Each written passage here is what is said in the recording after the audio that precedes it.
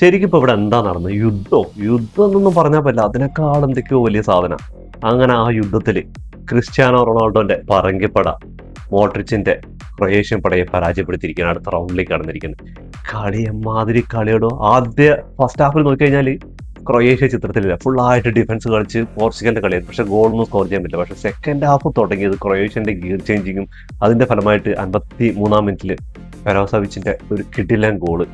അതിനുശേഷം 68-ാം മിനിറ്റിൽ ഈ നോക്കൌട്ട് റൗണ്ടിൽ ഗോൾ അടിച്ചില്ല എന്നുള്ള പരാതി ഒരു പെനാൽറ്റിയിലൂടെ റൊണാൾഡോ സ്വന്തമാക്കണം. അങ്ങനെ 1-1 സമനിലയിപ്പോണ്. 90 മിനിറ്റ് കഴിഞ്ഞ് ഇഞ്ചുറി ടൈമിൽ 94-ാം മിനിറ്റിൽ സൂപ്പർ സബ്ബായി ഇറങ്ങിയ റാമോസിന്റെ ഒരു കിടിലൻ ഹെഡറിലൂടെ 2-1 വിജയിക്കാണ്. അപ്പോൾ കളി കഴിഞ്ഞു എന്ന് വിചാരിച്ചു.